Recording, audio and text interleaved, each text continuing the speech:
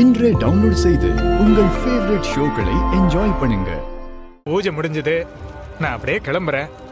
நீங்க எல்லாம் புது துணியை போட்டுண்டு அம்மாவுக்கு சாப்பாடு கொடுங்க. ஐயா ஒரு நிமிஷம், நான் தான் வந்துடுறேன்.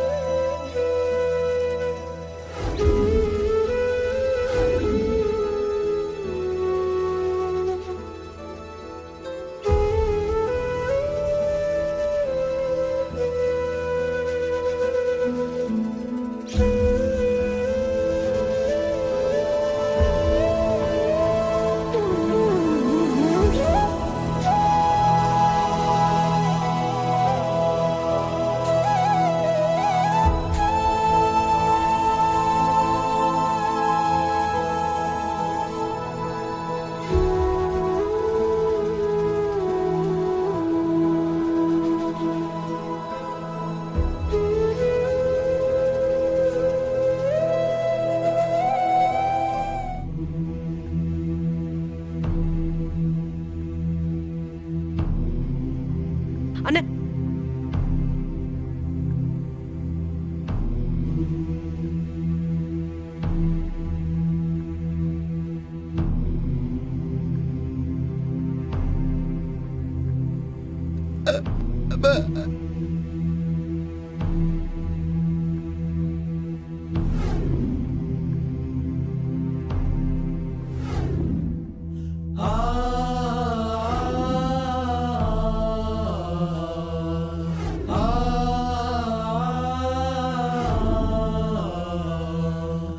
சொந்த பந்தம் எல்லாம் கூடி இருக்கும் போதே இந்த விஷயத்தை பேசி ஆகணும்.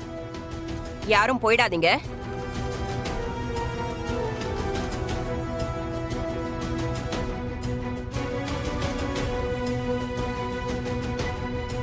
நீங்களே இந்த பஞ்சாயத்துக்கு ஒரு முடிவை சொல்லுங்க. என்னம்மா, ஏதோ புது பிரச்சனை கிளப்புற மாதிரி தெரியுது. பிரச்சனை தாங்க. ரொம்ப நாளா அது தீந்துரும் நாங்களும் காத்துக்கிட்டே இருந்தோம். ஆனா அது தீர்ற மாதிரியே தெரியலங்க. நாளுக்கு நாள் அதனால வர கஷ்டம் அதிகமாயிட்டே தான் இருக்கு. அதான் என்னைக்கு ஒரு முடிவு கட்டிடலான்னு இங்க வந்திருக்கோங்க.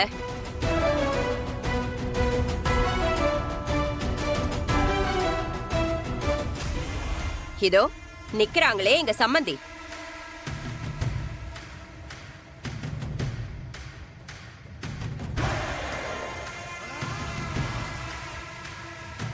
இவங்க பையன் எங்க பொண்ணை விரும்பி எங்க சம்மதமே இல்லாம கல்யாணம் பண்ணி இந்த வீட்டுக்கு கூட்டிட்டு வந்தாரு.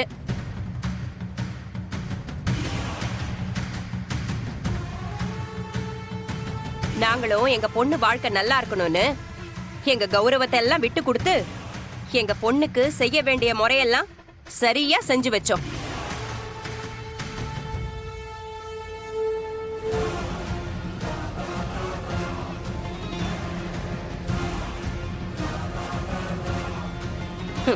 என்ன செஞ்சு என்ன பிரயோஜனம்? எங்க பொண்ணோட வாழ்க்கையில இன்னைக்கு வரைக்கும் கொஞ்சம் கூட நிம்மதியே இல்லங்க.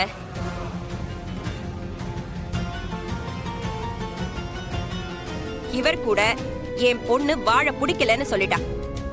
மொத்தமா அத்து விட்டுருங்க. மா,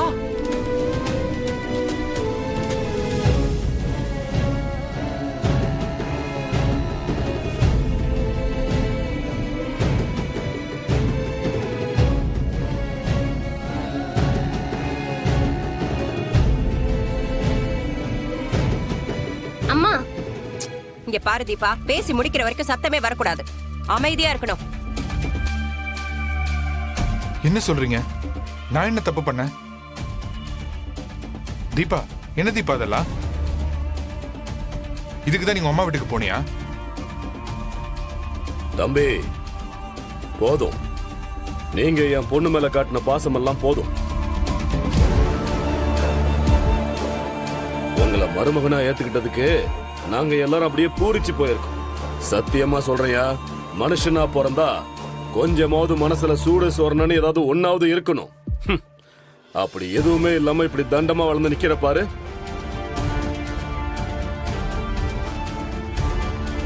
ஆள் ஆளுக்கு இப்படி பிரிச்சு விடுறேன்னு பேசிட்டே இருந்தா இப்படி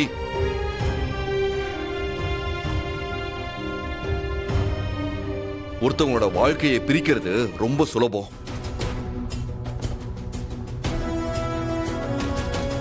ஆனா சேர்க்கறதுதான் கஷ்டம்.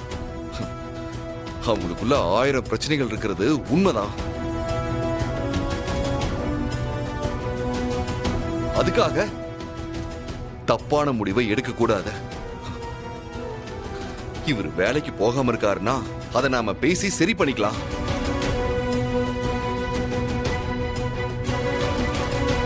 நானே மாப்பிள்ளைக்கு நல்ல வேலையை ஏற்பாடு பண்ணி தரேன்.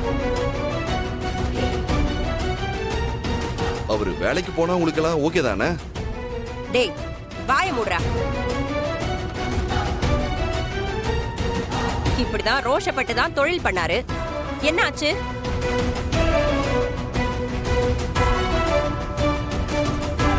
எல்லாரையும் நடு தெருவுல கொண்டு வந்து நிக்க வச்சிட்டார்ல.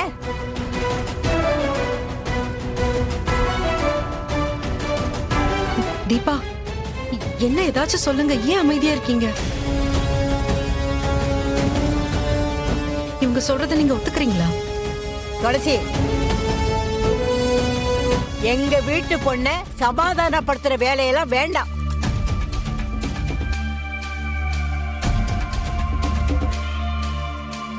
அவளுக்கே இப்பதான் புத்தி வந்திருக்கு. நாங்க சொல்றதை எல்லாம் கொஞ்சம் கொஞ்சமா இப்பதான் காது கொடுத்து கேட்டுட்டு இருக்கா. நீ அதை கலத்தி விட்டுட்டு போயிட்டாத.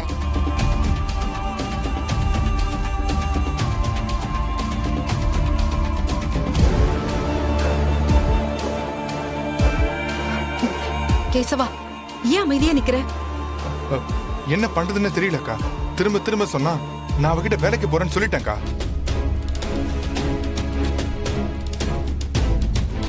தீபா, என்ன தீபா என்னென்னமோ பேசுறாங்க. நீ எப்படி அந்த மாதிரி முடிவெடுத்த? உன்னை சப்போர்ட் பண்ணி பேசுறதுக்கு ஒரு பாயிண்டாவது இருக்கா? ப்ரோ ப்ரோ நீ அது கொஞ்சம் சொல்லு ப்ரோ.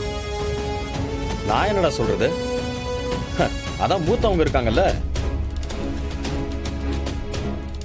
அவங்க பேசும்போது நாம பேசினா தப்பாயிடும்ல. இங்க பாரு, நீயாச்சு உங்க மாமனார் குடும்பமாச்சு, என்ன ஆள விடுங்க. அப்போ என்னையும் தீபாவையும் எல்லாருமா சேர்ந்து பிரிச்சு விட தானே போறீங்க? வேற ஏதாவது வழி இருக்கா? சொல்லு. வேற ஏதாவது வழி வச்சிருக்கியா நீ? எனக்கு தெரிஞ்சு நீ டிவோர்ஸ் பண்றதா ஒரே வழி.